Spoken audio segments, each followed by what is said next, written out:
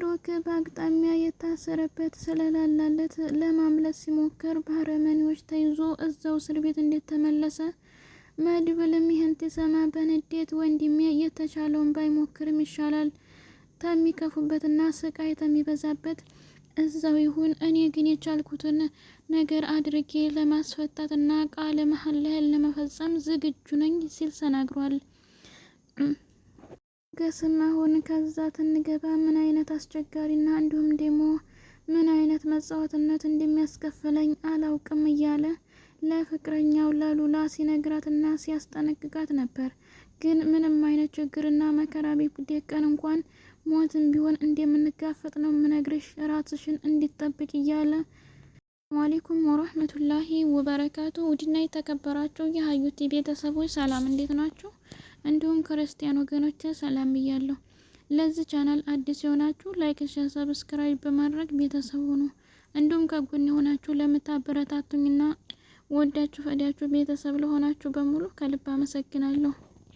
ምሳሌ ድራማ ባለፈው ቪዲዮአችን ላይ ያየነው ብሩክን ለማስፈታትና ለማስለቀቅ የብሩክ ወንድም መድብል የተቻለውን ያክል ሊሞክርና እንዲሁም ደግሞ ከታሰረበት ለማስወጣት ግን ጓደኛውንም ሆነ ሞገስን ይዞ የራሱን የተቻለውን ለመፈጸም ቃለ መሐላ እንዳረጉና ከአካባቢው እንደደረሱ ተኩስም ስንሰማ ነበር። ላይ ደግሞ ተኩሱም የተተኮሰው ተኩስ የመድብልን ጓደኛ አደጋ እንደደረሰበትና ብሩክን ታያስፈቱት ወደ ኋላ እንደተመለሱ ጓደኛቸውን ሐኪም ቤት እንደገቡ ነው ያየነው። ብሩክም ከውስጥ ተኩስና እንዲሁም ደግሞ ጫጫታ ድምጽ ሲሰማ የተቻለውን ነገር አድርጎ የታሰረበትን እለት በማፈጋፈግና እንዲሁም እንዲላላለት አድርጎ ፍስሩን ፈቶ ከቤት እንዲያምጥ ሲሞክር በሱም አደጋ እንደደረሰበት እንዲሁም ደግሞ አረመኔዎችና ጨካኞች ይዘው ተእስር ቤት እንደመለሱት አይነት ነገር እንኳን ቢፈጠርና እንዲሁም ደግሞ የታሰረበትን ቢፈታም ከዛ ከግቢ ተለቆ እንደማይወጣና እንዲሁም ደግሞ በእነሱ ምክንያት ታልተፈታ እኛ ታልነቀቅንህ በአንተ ትግልና እንዲሁም እርምጃ ልትወጣ አትችልም፣ ህይወትህን አሰቃቂ ላይ እንዲሁም አደጋ ላይ እንዳትጥል ስነ ስርዓትህን ይዘህ ተቀመጥ እንዲያሉና እንዲያስፈራሩት እንዲያስጨነቁትም ለመድብል ተነግሮታል። መድብልም ወንድሜ ምን አይነት ስቃይና መከራ ውስጥ እንደሆነ አውቃለሁ፣ ግን እኔም የተቻለኝን ሁሉ ለመክፈልና ለማድረግ እየተዘጋጀሁ ነው። ግን ከአካባቢው ደርሼ ለመግባትና ለማስወጣት በሞከርኩበት ጊዜ ጓደኛዬ አደጋ እንደደረሰበትና ከውስጥ በተተኮሰ ጥይት ስለተመታ ሕክምና ይዤ ገብቻለሁ። ስለዚህ ጓደኛ የታከመና ወደ ራሱ ከተመለሰልኝ ወንድሜን ለማስፈታት ዛሬ ነገ አልልም እያለ ሁሉም ሲያስረዳና ሲናገር ነበር። ለጓደኛው ለሞገስም ምንም አይነት ቢፈጠርና እንዲሁም ሞት ቢደቀንብን ወደ ኋላ እንደማንመለስ ዛሬም ብንተወው ነገ እንደማንተወው ቁርጥህን አውቀህ ተጠናቀህ ተጠንቅቀህ ውጣ እያለ ለሞገስ ያስረዳው ነበር። ሞገስም እሺ መድብል ባልከው ምክንያትና ሀሳብም ተስማምቻለሁ፣ ግን አሁን ላይ ብሩክን በእኛ ትግል ይፈታ አይመስለኝም። እንዲሁም ደግሞ እወጣለሁ እያለ ሲታገል ህይወቱን አደጋ ላይ እንዳይጥል አስቀድመን ከዛ ከቤት የሚያናገርልንና የሚነግርልን ሰው ፈልገን እንናገር እያለ ሲናገር ነበር። በእርግጥ ሞገስ ፈርቷል፣ ተጨንቋል። ለፍቅረኛው ለሉላም አሁን ላይ ሞገስን ለማስፈታትና ለማስለቀቅ ያለበትን አካባቢ መድብል ስላጣራ ትናንትም ሄደን ጓደኛችን ተመቶ ነው የተመለስ ነው።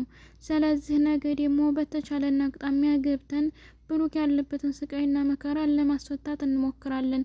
በዚህ አጋጣሚ ሞትም ሊፈጠር ስለሚችል ራስሽን ተጠብቀሽ እንዲሁም ደግሞ እኔን አስበሽና ተጨንቀሽ ራስሽን አደጋ ላይ እንዳትጥይ እያለ በተደጋጋሚ እየነገራትና እያስጠነቅቃት ነበር።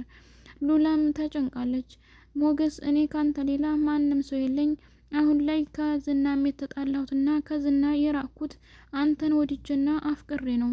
ስለዚህ አንተ ደግሞ ከጎኔ ከሌለህና አንተን ካላጣሁኝ ያንተ ህይወት ብቻ መጥፋት ሳይሆን የኔም ህይወት አደጋ ላይ ነው እያለች በጭንቀት ስትጨናነቅና ስታናግረው ነበር። ሞገስም ደግሞ የብሩክ ጓደኛው ስለሆነ እንዲሁም ደግሞ መድብል የተቻለክን ያክል እገዘኝ፣ የቻልከውን ያክል መጽዋዕትነት አካፍላይ ስላለው ወደ ኋላ መመለስ አልቻለም። ግራ መጋባት ላይ ተቀምጧል። ሞገስም ለሉላ ምን እንደሚመልስላት ግራ ስለተጋባ ዝም ብሎ እያያት ነው። ሉላም የምታደርገው ነገር ግራ ተጋብቷታል። አሁን ላይ ብቸኛ ተሆነችና ማንም ሰው ተጎኗ ተለለ ዝና እንኳ ቢያገኛት ማንም ሰው እንደማያስለቅቃትና በዝና ደግሞ ስቃይና መከራ ማየት አትፈልግም። ያንንም ደግሞ በማስታብ ላይ ናቸው።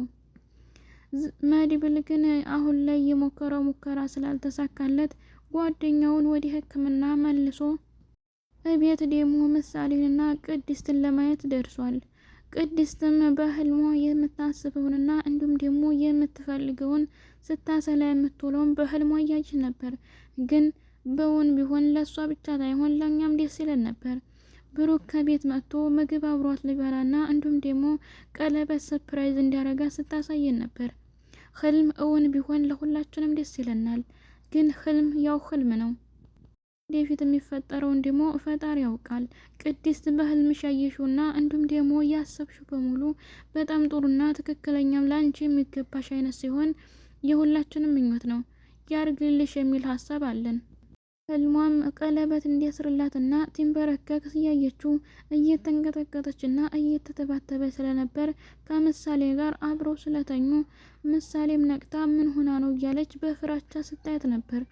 ምሳሌ የመሰላት ያው ህልም ስለማታውቅ ምን ሆና ነው አሟት ነው እያለች ተጨንቃ ነበር። ግን ምሳሌም ስትጮህና እንዲሁም ስትናገራት ቅድስት ነቃች። ቅድስትም ምን አለበት ምሳሌ ቀለበት ስታስር እንኳን ዝም ብትይኝ ብላ በብስጭትና በቁጣ ነበር የተናገረቻት። በህልምም ቢሆን አንዳንድ ህልሞች ደስ የሚሉ አሉ።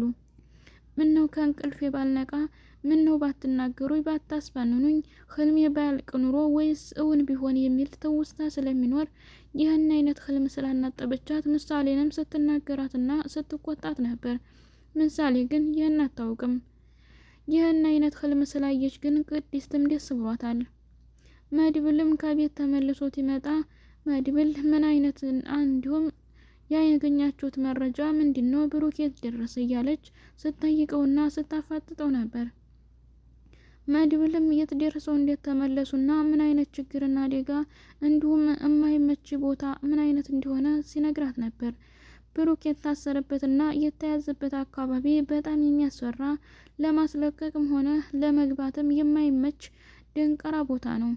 ግን ምንም አይነት ደንቀራ ቢሆንም ወንድሜን ለማስፈታት ዛሬ ነገ የምልበት ምንም ምክንያት የለኝ። ዛሬ ግን አልተሳካም።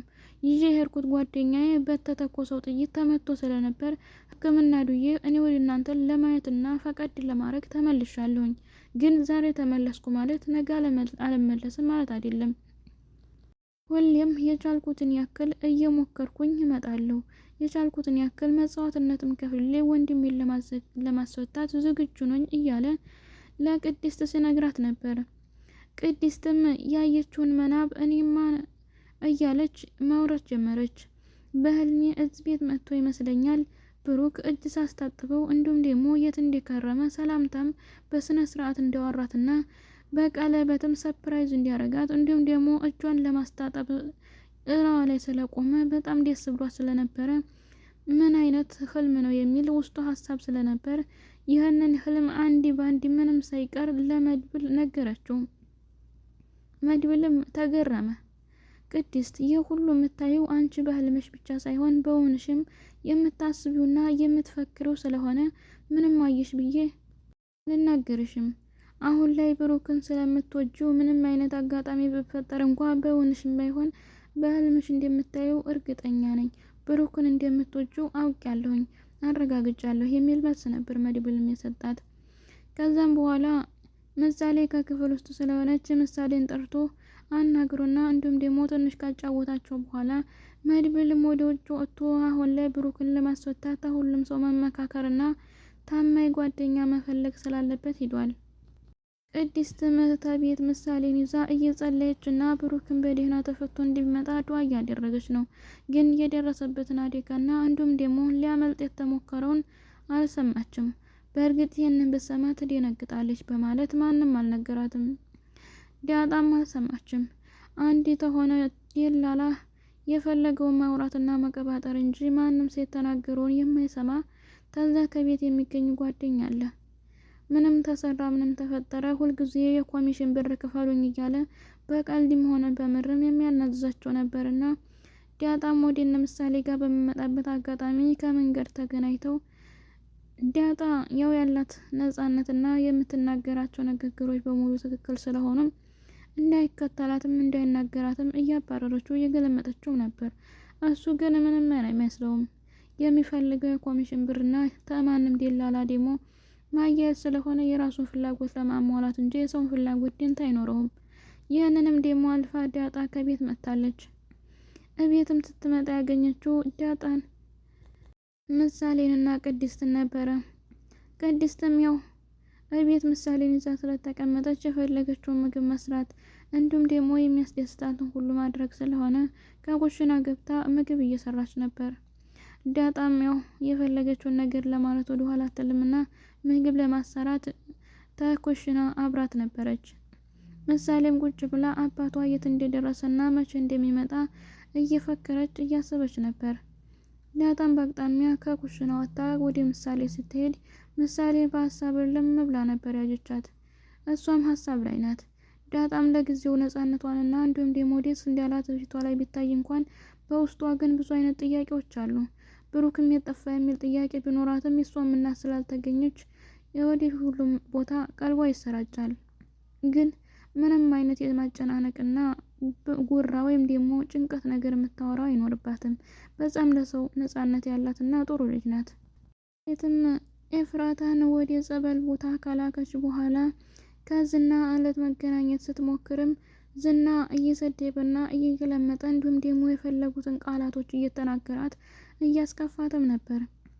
ማህሌት ግን በአረመኔ ሁሎቹንም ጓደኞቿንና እንዲሁም ደግሞ ኑሯን ስላፈረሰች ወዴትም የምትሄድበት መንገድና አካባቢ ስለሌለ ግዴታ ከዝና ተስማምታና ያላቱን ሁሉ አድርጋ መኖር ስለነበረባት ምንም ቢናገራት ምንም አይመስላትም። የሚናገራቱን ሁሉ እያለች ለመኖር ነበርና ዝናም እየበጣጠቀት ነው። በእርግጥ ያገኘችው የሚገባትን የሰራችውን ሁሉ የሚያስከፍላት እንዲሁም ደግሞ ያረገችውን ሁሉ በብሩክ ላይ የፈጸመችውን የጭካኔ አይነት ሁሉ እያገኘችው ነው። የስራዋን ተሰጥቷታል። ዝና እንዲህ በማበሳጨቱና እሷን በማንገላታቱ ማንም ሰው የሚያዝንና ለእሷ ጥሩ ሀሳብ ያለው ሰው የለም። በጣም ክፋቷ ጥግ የያዘ ነው። አሁን ላይ ኤፍራታ እንዲሞ ጠበል ሄዳለች ብላ ብትናገር ዝና ምን አይነት ጭካኔና ምን አይነት ንግግር እንደሚናገራት አይታወቅም። አሁን ላይ የሚፈልገው ኤፍራታን ማሰር እንዲሁም ደግሞ ብሩክ እንዳይለቀቅ ማድረግ እነ መድብልም የሚንቀሳቀሱበትን አካባቢ ታረጋገጠና እንዲሁም ካወቀ በኋላ የቻለውን እሱን የተደረገውንና እንዲሁም እንዳይታገት ራፖሮቹ ጋር ሆኖ ሞገስን ደግሞ ፈልጎ ማስያዝና እንዲሁም ደግሞ ካርታው የነበረችውን ፍቅረኛ ሉላን ወደ ራሱን ለመመለስ ነው የሚታገለው።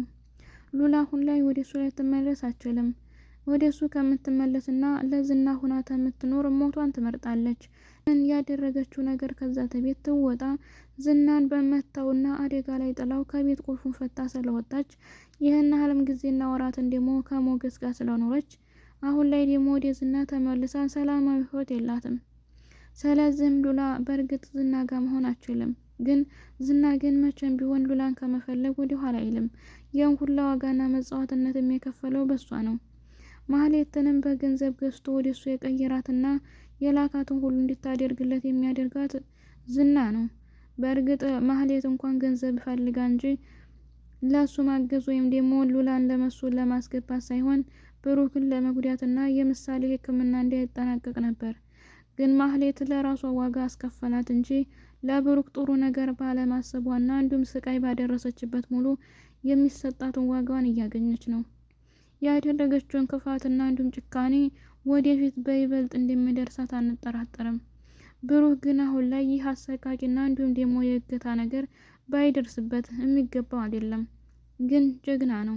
በቻለው ነገር ሁሉ የሚጋፈጥና እንዲሁም ደግሞ እሱን የመሰለ አብሳያ ጀግና ወንድም ስላለው ወደፊት እንደሚፈታና እንደሚለቀቅ የሁላችንም ሀሳብ ነው። ደግሞም ይህ ይሆናል።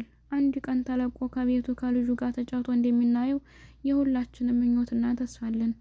ውድ ቤተሰቦቼ አብራችሁ ስለቆያችሁና ስላዳመጣችሁ ከልብ አመሰግናለሁ።